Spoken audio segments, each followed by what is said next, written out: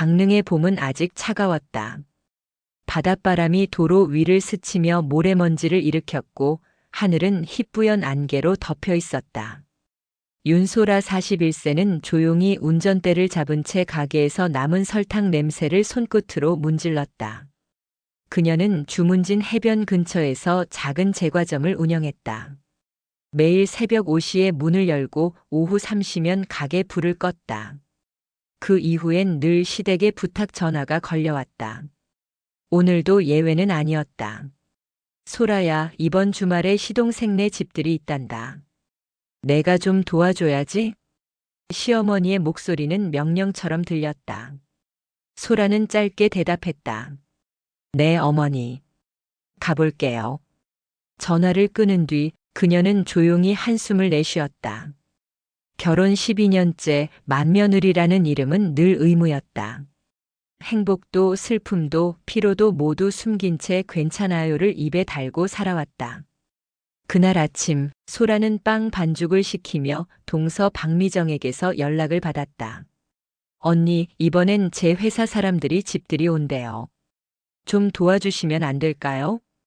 그래, 몇 시쯤 갈까? 점심쯤이요. 어머니도 오신대요. 그 대화 이후 소라는 오랜만에 화장을 했다. 빵가루 냄새가 배어있는 앞치마 대신 하늘색 블라우스를 꺼내 입었다. 거울 속 자신의 얼굴은 피곤했지만 어딘가 결심한 듯 단단했다. 그녀는 차에 올라 시내를 빠져나갔다. 해안도로를 따라 늘어진 소나무들이 바람에 흔들렸다. 라디오에선 봄 노래가 흘렀지만 마음속은 묘하게 불안했다. 오늘은 이상하게 조용하네. 어머니가 이렇게 늦게 전화를 안 하시다니. 차가 강릉 외곽을 돌던 중 휴대폰이 울렸다. 화면엔 시어머니라는 이름이 떴다. 소라는 자동적으로 스피커를 눌렀다. 소라야. 네, 어머니. 지금 어디냐? 미정이네 가는 길이에요. 잠시 정적이 흘렀다. 그 뒤 차가운 목소리가 이어졌다. 거기 가지 마라. 지금 당장 집으로 돌아와라. 소라는 핸들을 세게 쥐었다. 왜요? 무슨 일이세요? 거기서 만나면 안 된다.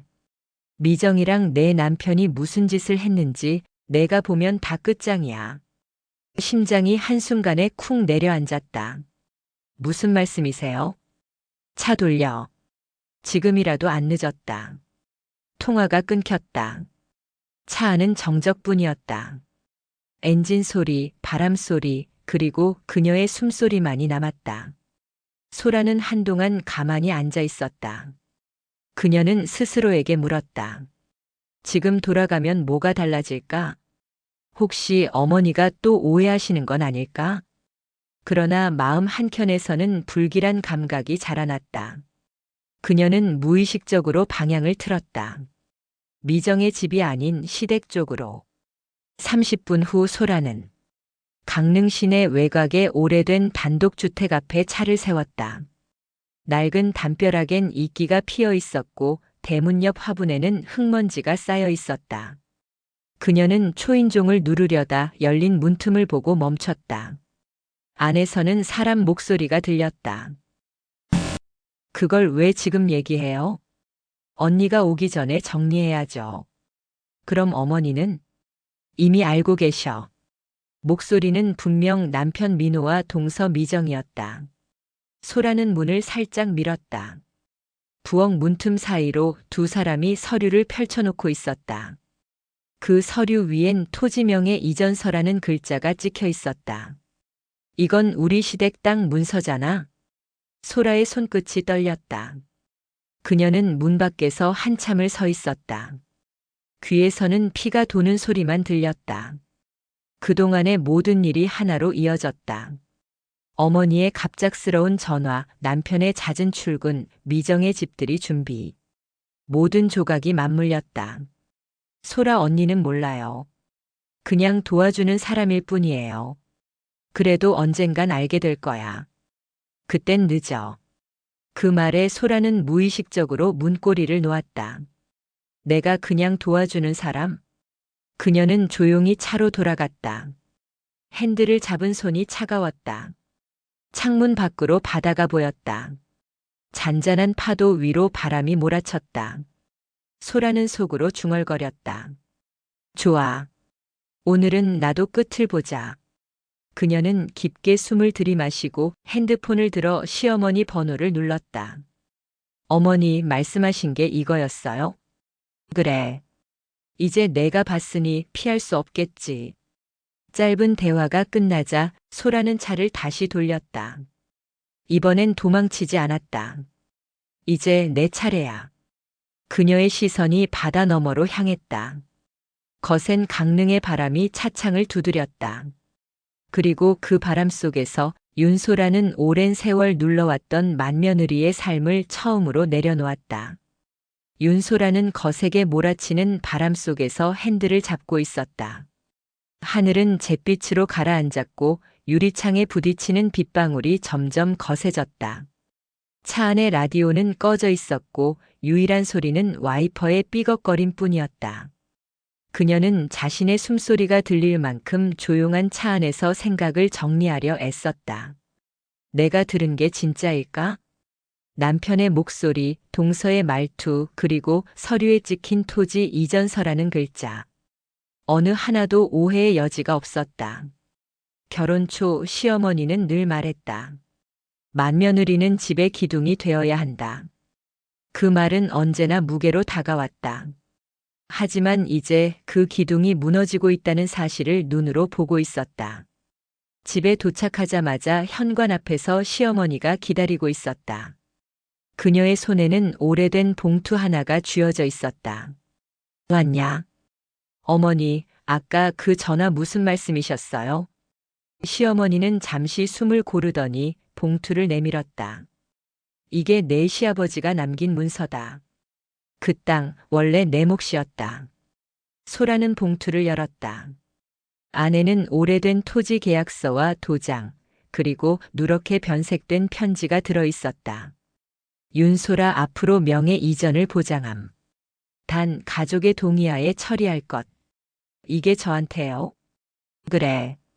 그때 내 시아버지가 내 가게 차리라고 맡긴 거다. 근데 내 남편이랑 미정이가 그걸 가로채려 했어. 회사 부도난 거 메꾸려고. 소라는 믿기지 않는 듯 고개를 저었다. 민호가 그런 짓을 했다고요? 시어머니는 눈을 피했다. 그 애도 사정이 있겠지. 하지만 넌 아무것도 몰라야 했던 건 아니야. 그녀는 무겁게 말을 이었다. 오늘 미정이네 가면 이미 서류가 넘어갔을 거야. 그래서 내가 말린 거다. 그 애들이 널 이용한 거야. 소라는 한동안 말을 잃었다. 창문 밖으론 바람에 실린 파도 소리가 들렸다. 어머니, 왜 지금 말씀하신 거예요? 지금 아니면 영영 못 말했을 테니까. 시어머니는 떨리는 손으로 담배를 꺼내 물었다. 불을 붙이려다 이내 끄며 말했다. 나는 더 이상 중간에서 끼고 살기 싫다. 그녀의 목소리는 체념이 묻어 있었다. 그날 저녁 소라는 남편 민호에게 전화를 걸었다. 지금 어디야? 집이지. 왜? 지금 바로 나와. 할 얘기 있어. 10분쯤 지나자 남편의 차가 골목길을 따라 들어왔다. 민호는 서류 가방을 든 채 피곤한 얼굴로 내렸다. 무슨 일이야 갑자기? 그 서류 말이야. 미정이랑 같이 준비했지? 그의 표정이 굳었다. 무슨 소리야? 내가 다 들었어. 토지 이전서. 내 이름으로 돼 있던 그 땅. 민호는 말없이 숨을 내쉬었다. 소라야, 그건 오해야. 오해? 내가 내 귀로 들었는데? 그녀는 그의 눈을 똑바로 바라봤다. 어머니가 다 알고 계셔. 민호는 얼굴이 창백해졌다. 잠시 침묵이 흘렀다. 그는 마침내 작게 말했다. 우리 회사가 망했어. 미정이 남편 사업에 투자했다가 전부 날렸어. 그래서 잠깐만 내 명의로 돌려놓으려던 거야. 다시 돌려줄 생각이었어. 소라는 웃었다. 잠깐만? 내 이름으로 빼돌리고 나 몰래 계약서에 사인한 게 잠깐이야? 그의 눈이 흔들렸다. 난 널 지키고 싶었어. 거짓말하지 마. 나 말고 내 체면을 지키고 싶었던 거겠지. 그날 밤 소라는 서류를 손에 쥔 채 창가에 앉아 있었다. 시어머니의 말이 계속 머릿속을 맴돌았다. 넌 아무것도 몰라야 했던 건 아니야. 그녀는 그제야 깨달았다. 자신이 모른 척 해온 모든 일들이 결국 자신을 올가매고 있었다는 것을. 다음 날 새벽 소라는 가게 문을 닫았다. 가게 문 앞엔 휴업합니다라는 종이가 붙었다. 그리고 조용히 가방을 들었다. 그녀는 다시 미정의 집으로 향했다. 이번엔 도와주러 가는 게 아니라 확인하러 가는 길이었다. 라디오에선 강릉의 일기예보가 흘렀다. 오늘 오후 강한 돌풍과 함께 짙은 비 예보가 있습니다. 소라는 조용히 미소 지었다. 그래, 오늘은 바람 좀 세게 불어야지. 차가 해안도로를 따라 달렸다. 짙은 회색 하늘 아래 윤소라는 마음속으로 다짐했다. 이번엔 내가 정리할 거야. 이 집안의 바람은 이제 내가 멈추게 할 거야. 윤소라의 차는 미정의 집 앞에서 멈췄다. 하늘은 여전히 흐렸고 봄비가 잔잔히 떨어지고 있었다. 해안가에 위치한 신축 빌라는 하얀 외벽이 번들거릴 만큼 새 것이었지만 그 안에서 나는 공기의 냄새는 낯설고 차가웠다. 소라는 우산을 접으며 현관 초인종을 눌렀다. 누구세요? 문 안쪽에서 들려온 미정의 목소리는 평소처럼 밝았다. 나야. 소라 언니. 문이 열리자 미정은 잠시 당황한 표정을 지었다. 언니, 어쩐 일이세요? 내일 오신다면서요? 할 얘기가 있어서. 소라는 신발을 벗으며 시선을 거두지 않았다. 부엌 테이블 위엔 여전히 서류들이 펼쳐져 있었고 한쪽엔 파스텔톤 접시와 커피잔이 가지런히 놓여 있었다. 그 평온한 풍경이 오히려 더 불안하게 느껴졌다. 그날 전화 말이야. 소라가 입을 열었다. 어머니가 왜 나보고 가지 말라고 하셨는지 알아? 미정의 얼굴이 굳었다. 무슨 말씀인지. 그만둘래? 아니면 내가 대신 말해줄까? 소라는 가방에서 봉투 하나를 꺼냈다. 그 안에는 어젯밤 어머니에게 받은 문서가 들어 있었다. 이거 우리 시아버지 유언장 사본이야. 토지 명의는 원래 내 이름으로 돼 있었더라.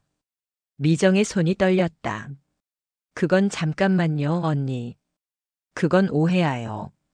그래, 다들 그렇게 말하더라. 민호도 그랬어. 잠깐 빌린 거라고. 그녀는 냉소를 지었다. 근데 이상하지 않아? 잠깐 빌린 서류를 왜 이렇게 급하게 처리했을까? 왜 계약일이 내 생일 바로 다음 날로 돼 있을까? 미정은 아무 말도 하지 못했다. 그녀의 눈동자가 흔들렸다. 소라는 조용히 의자에 앉았다. 미정아, 솔직하게 말해줘. 이 일에 너희 회사 사람들도 엮여 있는 거지? 그 말에 미정의 입술이 굳었다. 그녀는 천천히 고개를 숙였다. 언니 미안해요. 뭐가 미안해? 언니 시아버님이 돌아가시기 전에 이 땅을 담보로 대출을 받으셨대요. 그걸 어머니가 몰랐어요.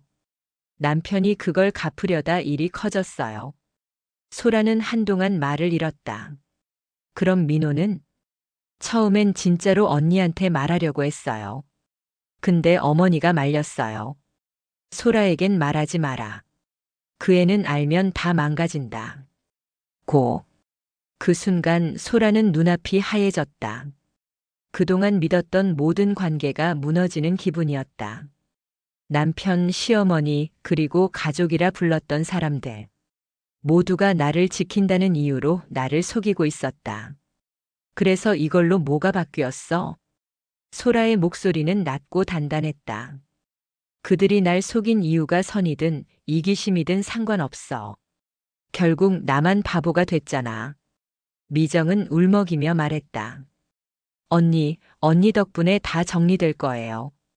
우리가 땅만 넘기면 은행도 멈출 거고 회사도 살아요. 그 말에 소라는 조용히 웃었다. 그래. 결국엔 돈이지. 그녀는 자리에 일어나 서류를 집어들었다.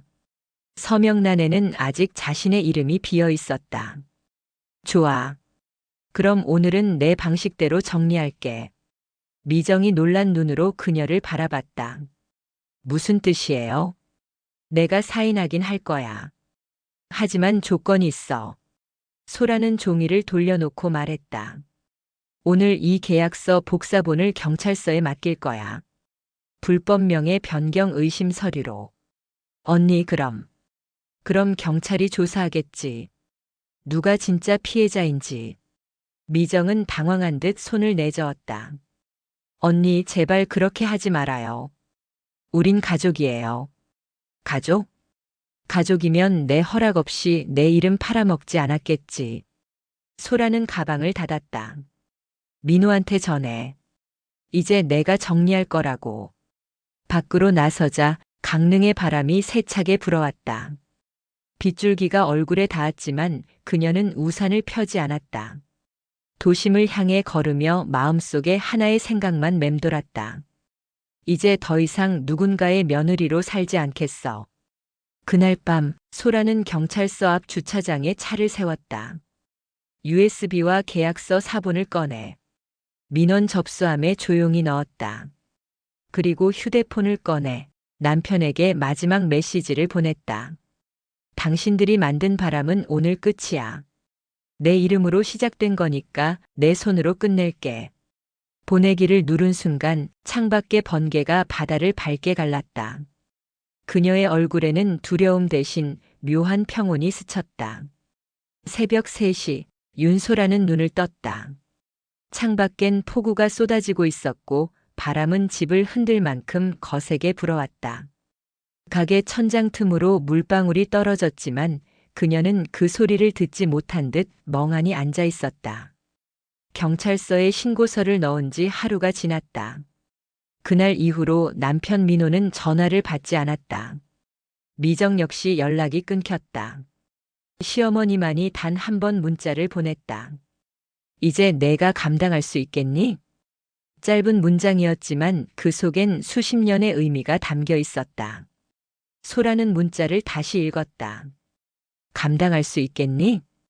그건 협박이 아니라 오히려 경고 같았다. 아침이 되자 소라는 따뜻한 물 한 컵을 들고 창가로 걸어갔다. 비가 그친 바다 위엔 하얀 안개가 떠 있었다. 그녀는 깊게 숨을 들이마셨다. 그리고 조용히 중얼거렸다. 그래, 이제 시작이지. 그날 오후 경찰서에서 전화가 왔다. 접수한 신고서와 관련해 남편과 동서가 모두 조사를 받았다는 내용이었다.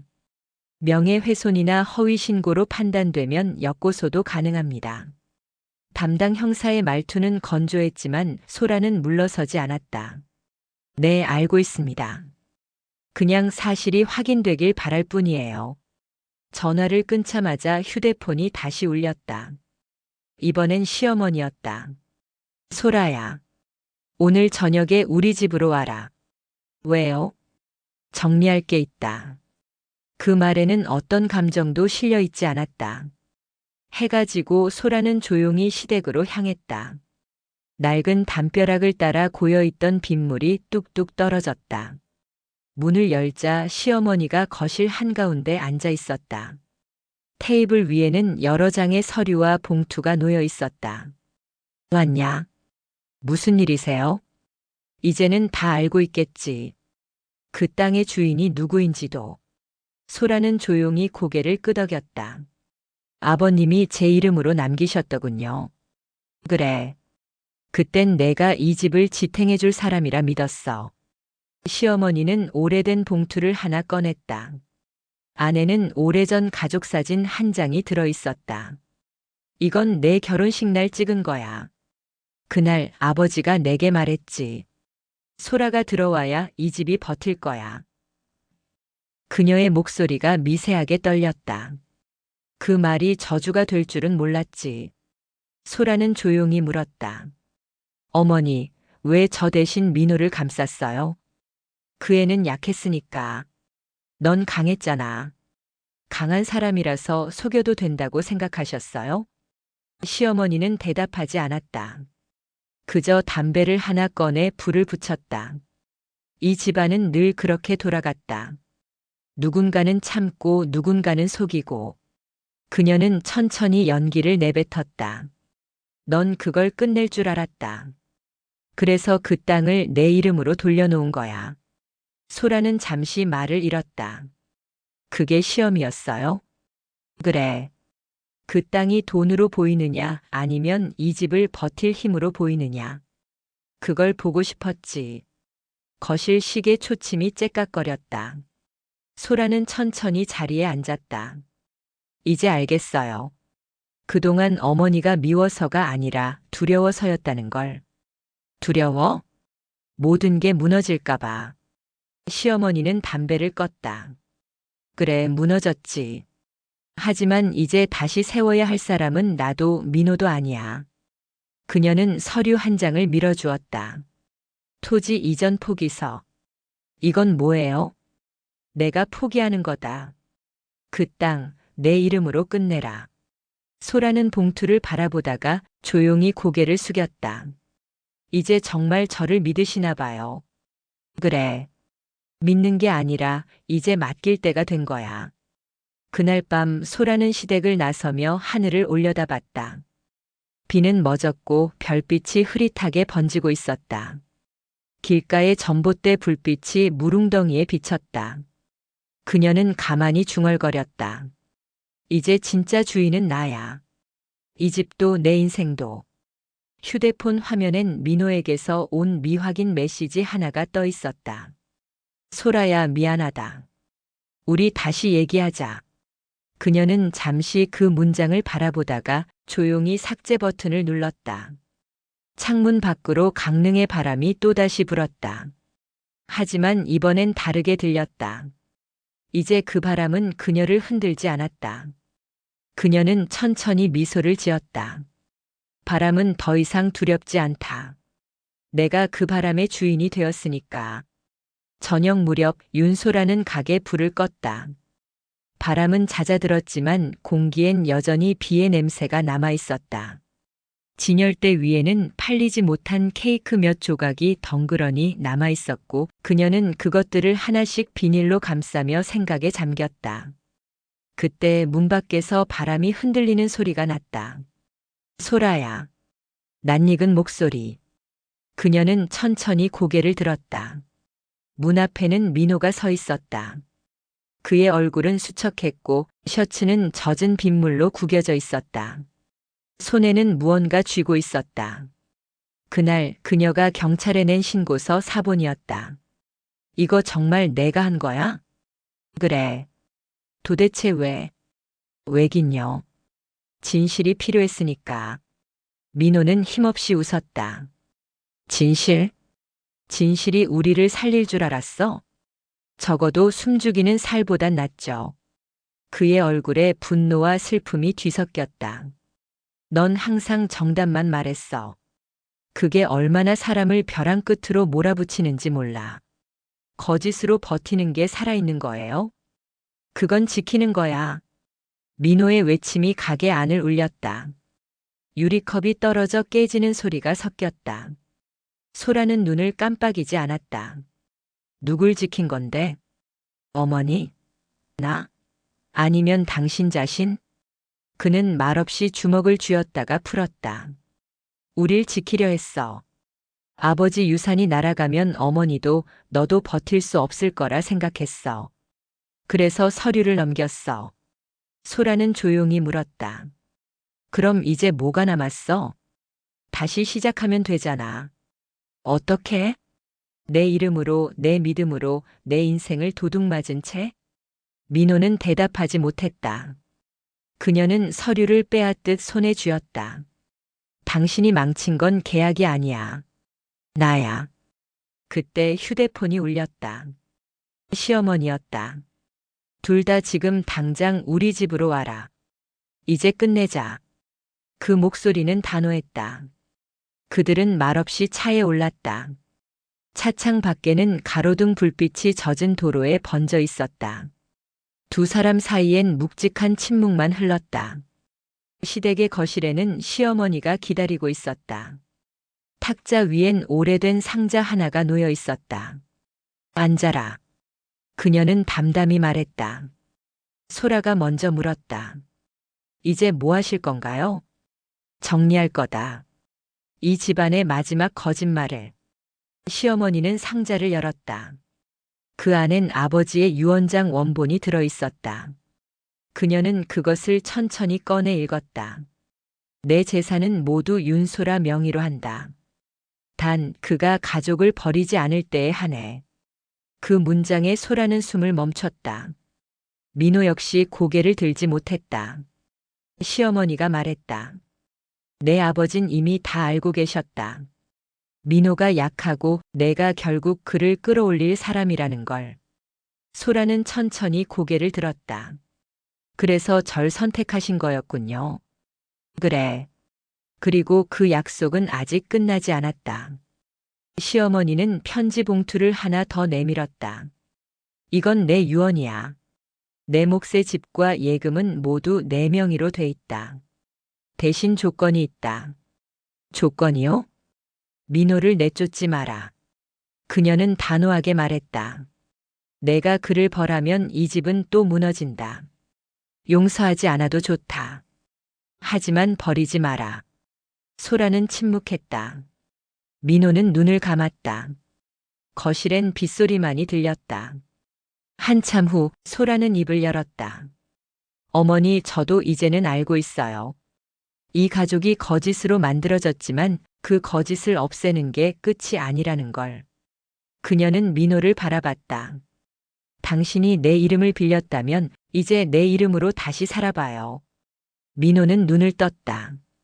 그의 눈가에 미묘한 떨림이 있었다. 소라야, 나 다시 시작할 수 있을까?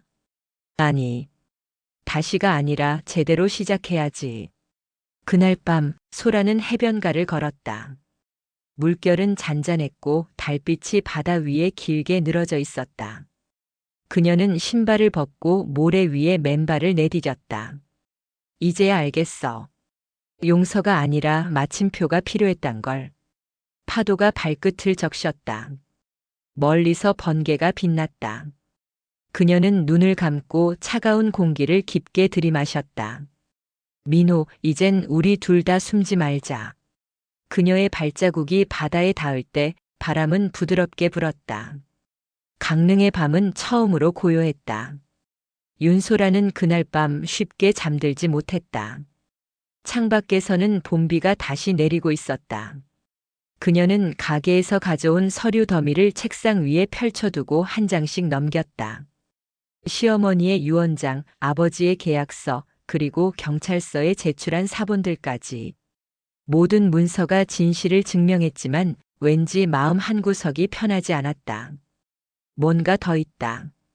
그녀의 감은 이상할 정도로 예리했다. 민호는 그날 이후 아무 말도 하지 않았다. 같은 집에 있었지만 둘 사이에는 보이지 않는 벽이 생겼다. 그녀는 그 침묵이 두려웠다. 아무 일도 없는 척하는 그의 얼굴이 오히려 거짓보다 더 낯설었다.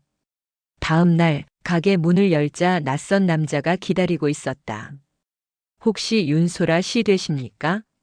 그는 정장을 입은 채 신분증을 내밀었다. 은행 채권관리팀 이현수. 남편분 이민호 씨 건으로 왔습니다. 소라는 잠시 숨을 멈췄다.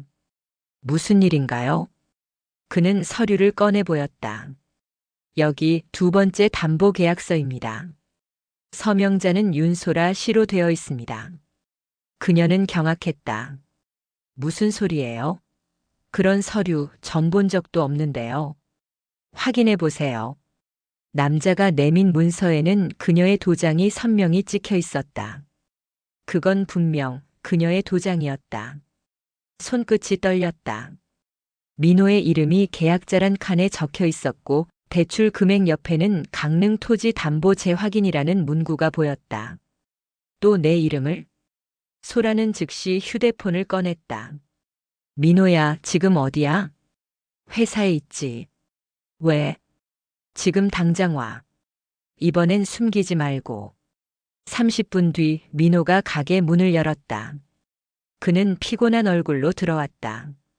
책상 위에 서류를 보자마자 눈이 커졌다. 이걸 어디서 구했어? 그걸 나한테 묻는다고? 당신이 만든 거잖아. 아니, 그건 잠깐만. 그건 내가 아닌데. 소라는 냉정하게 말했다. 이번에도 잠깐이야? 진짜야. 그 서류 내가 한 게 아니야. 그럼 누가 했는데? 미정이야. 그 이름이 나오자 소라는 몸이 굳었다. 미정이가 왜? 그의 남편이 회생 신청을 못해서 다급하게 그 땅을 또 담보로 올린 거야. 이번엔 내 도장을 찍은 스캔본으로. 소라는 믿을 수 없다는 표정으로 서류를 바라봤다. 그럼 어머니는? 모르셔. 그 애가 어머니 이름까지 동의서에 넣은 거야. 한동안 정적이 흘렀다. 소라는 입술을 깨물었다. 결국 또 내 이름이네. 내가 이 집의 방패도 희생양도 아닌데. 민호가 조심스럽게 말했다. 이번엔 내가 막을게. 진짜로. 믿을 수 있을까? 이번엔 믿게 만들 거야. 그는 결심한 듯 문을 나섰다. 어디가? 미정이한테. 가지 마. 이번엔 내가 갈 거야. 그날 오후 소라는 미정의 집 앞에 섰다. 벨을 누르자 미정이 놀란 얼굴로 문을 열었다. 언니 왜 또 왔어요? 이번엔 묻지 않고 들을게. 그 서류 내가 한 거야? 미정은 얼굴이 창백해졌다. 언니 잠깐만 그건 정말. 잠깐? 또 그 말이야? 소라는 가방에서 계약서를 꺼내 던졌다. 내 도장을 왜 썼어? 언니, 우리 진짜 망하게 생겼어요. 은행에서 더는 기다려주지 않아요. 남편은 병원비까지 밀려서.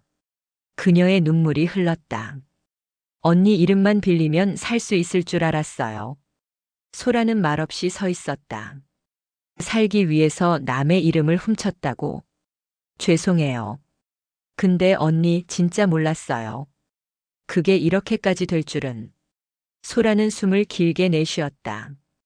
이젠 용서의 문제가 아니야. 법의 문제야. 그녀는 휴대폰을 꺼내 통화 버튼을 눌렀다. 형사님 윤소라입니다. 신고 하나 더 하려고요. 미정이 다급히 소리쳤다. 언니 제발. 이러면 다 끝나요. 그래, 끝내야지. 누군가는 멈춰야 하니까. 그날 밤 소라는 경찰 조서를 마치고 나왔다. 비는 멎었지만 공기엔 짠내가 가득했다. 그녀는 천천히 바다 쪽으로 걸었다. 파도는 어둠 속에서 조용히 부서지고 있었다. 휴대폰에 민호의 메시지가 도착했다. 나도 다 털어놨다. 미정이네는 조사 중이야. 이제 우리 둘뿐이야. 소라는 화면을 바라보다가 천천히 웃었다. 그래, 결국 남은 건 우리 둘뿐이네. 그녀는 바다를 향해 속삭였다. 이제 내 이름을 되찾았어. 그 어떤 계약도 거짓도 내 삶을 대신하지 못해. 그리고 발걸음을 돌렸다. 새벽의 바람이 부드럽게 그녀의 머리칼을 스쳤다. 윤소라는 그제야 비로소 모든 싸움이 끝났음을 느꼈다. 봄비가 그친 다음 날 강릉의 하늘은 유난히 맑았다. 윤소라는 가게 문을 닫은 채 오랜만에 새벽 햇살을 그대로 맞았다. 창문 사이로 들어오는 바람이 부드럽게 스쳤다. 그녀는 천천히 커피를 내리며 생각했다. 이제 끝났어야 하는데 왜 이렇게 조용하지? 며칠 전 경찰서에서 모든 조사가 끝났다. 미정 부부는 사문서 위조와 명의도용 혐의로 불구속 수사를 받게 되었고 남편 민호는 참고인 신분으로 조사를 마쳤다. 시어머니는 병원에 입원했다. 극심한 스트레스로 혈압이 올랐다는 소식이었다. 소라는 잠시 휴대폰을 바라보다가 시어머니에게 전화를 걸었다. 어머니 괜찮으세요? 살아있지. 짧은 대답이었지만 평소와 달랐다. 그 목소리에는 힘이 없었다. 어머니, 미정일은 다 끝났어요. 그래. 그 애는 이제 벌 받아야지. 잠시 침묵이 흘렀다. 소라야. 네. 내가 너무 늦게 알아봤다. 넌 이 집의 며느리가 아니라 나보다 강한 사람이라는 걸. 그 한마디에 소라는 눈을 감았다. 이제 그런 말 하지 마세요. 왜? 저는 누굴 지키기 위해 싸운 게 아니라 제 이름을 지키려 한 거예요. 그래도 고맙다. 감사하지 않아요. 소라는 미소를 지었다. 그냥 이제야 제 이름으로 살 수 있게 된 것뿐이에요. 통화를 마친 뒤 그녀는 오래된 서랍을 열었다. 그 안에는 윤소라 명의 토지 증서가 있었다. 그녀는 조용히 종이를 접었다. 그리고 뒷면에 볼펜으로 한 줄을 썼다. 이 이름의 주인은 나. 그녀는 문서를 다시 봉투에 넣고 등기소로 향했다. 접수 창구의 직원이 물었다. 명의 이전 신청이신가요? 네. 제 이름으로요. 이번엔 진짜 제 이름으로. 서류를 제출하고 돌아서는 순간 마음속 깊은 곳에서 묘한 평온이 일었다. 그동안 자신이 짊어진 무게가 천천히 내려앉는 느낌이었다. 오후가 되자 민호가 가게로 찾아왔다. 그는 이전보다 훨씬 초췌한 얼굴이었다. 소라야. 왔네. 그녀는 커피 한 잔을 건넸다. 형사한테 들었어. 미정이 다 털어놨다고. 그래. 이젠 숨길 게 없지. 민호는 고개를 숙였다. 난 이제 어떻게 해야 할지 모르겠어. 모르면 멈춰. 멈추라고? 그래. 이젠 나도 당신도 그 집도 멈춰야 해. 그녀는 잔을 내려놓았다. 당신이 내 이름을 썼을 때 난 화가 났어. 근데 이제 생각해보니까 그건 당신이 아니라 우리 모두의 잘못이었어. 이 가족은 늘 누군가의 이름 뒤에 숨었으니까. 민호는 눈을 감았다. 미안해. 미안하단 말 이제 그만해.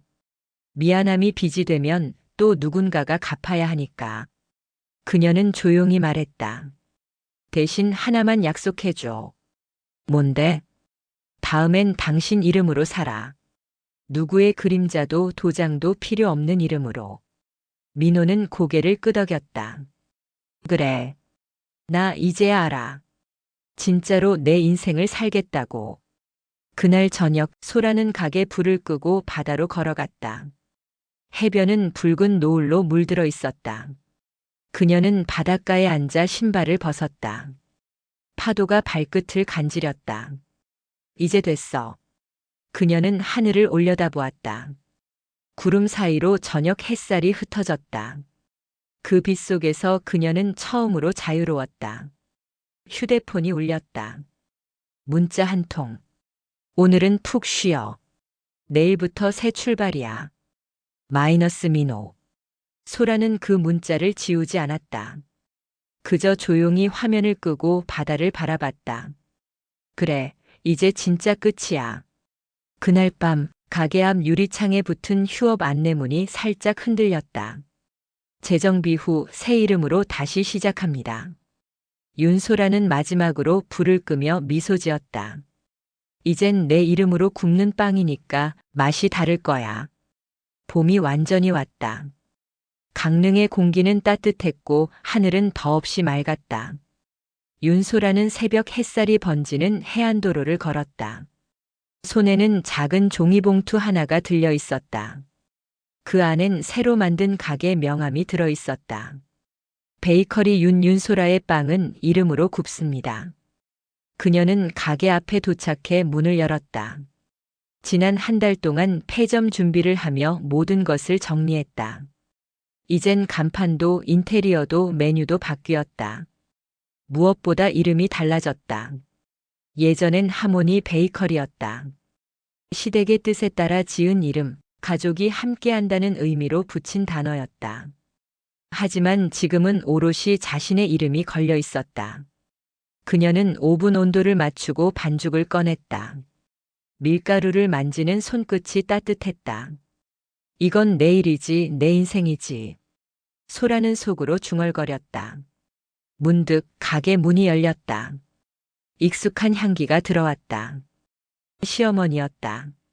검은색 코트를 입은 그녀는 예전보다 훨씬 야위어 있었다. 오랜만이구나. 네, 어머니. 가게가 달라졌네. 이젠 제 이름이에요. 시어머니는 조용히 고개를 끄덕였다. 그래야지. 이젠 내 이름으로 살아야지. 그녀의 목소리에는 미묘한 떨림이 있었다. 소라는 잠시 말없이 오븐 앞에 섰다. 어머니, 빵 드실래요? 내가 만든 거면 다 괜찮다. 그녀는 막 구워낸 크루아상을 내밀었다. 시어머니는 조용히 한 입 베어 물었다. 따뜻한 버터 향이 공기 속에 번졌다. 맛있네. 감사합니다. 이제 진짜 제자리를 찾은 거야. 시어머니는 잔잔히 웃었다. 이젠 내가 내 이름을 빌릴 일은 없겠지. 소라는 고개를 끄덕였다. 없어요. 이젠 아무도 제 이름을 대신 쓸 수 없어요. 잠시 침묵이 흘렀다. 시어머니가 조용히 물었다. 민호는 요즘 잘 지내냐? 직장 다니기 시작했어요. 작은 회사지만 자기 이름으로 계약했대요. 그래, 결국 그 애도 배웠구나. 그녀는 잠시 눈을 감았다. 사람이 이름을 지닌다는 건 책임을 짊어지는 거다. 그걸 깨닫는데 평생이 걸리더라. 소라는 천천히 고개를 끄덕였다. 그래도 이제는 늦지 않았어요. 우린 모두 자기 이름으로 서 있잖아요. 그날 오후 시어머니가 돌아간 뒤 소라는 가게 앞에 걸린 간판을 바라봤다. 바람이 불어 간판이 살짝 흔들렸다. 햇빛이 윤소라라는 글자 위에 반사되어 눈부시게 빛났다. 그녀는 조용히 가게 안으로 들어가 오븐을 다시 켰다. 첫 번째 반죽이 부풀어 오르며 향긋한 냄새가 퍼졌다. 창문 밖으로는 아이들이 뛰어다니고 멀리 바다에서는 새가 날았다. 그녀는 창가에 앉아 조용히 일기장을 꺼냈다. 펜 끝에서 또렷한 글씨가 흘러나왔다. 나는 이제 누군가의 며느리가 아니다. 누군가의 이름 아래 있지도 않다. 나는 나다. 윤소라. 해가 기울 무렵 가게 문을 닫으려던 그녀에게 한 손님이 들어왔다. 여기 혹시 새로 생긴 가게예요? 네, 오늘이 첫날이에요. 그럼 이 빵은 첫 번째 손님이 먹는 거네요? 그녀는 웃었다. 네. 제 이름으로 굽는 첫 번째 빵이에요. 손님이 나가고 문이 닫히자 가게 안은 고요했다. 소라는 의자에 앉아 창밖을 바라봤다. 해가 바다로 천천히 내려앉고 있었다. 그녀는 커피 한 잔을 들었다. 거울 속 자신의 얼굴엔 평온함이 묻어 있었다.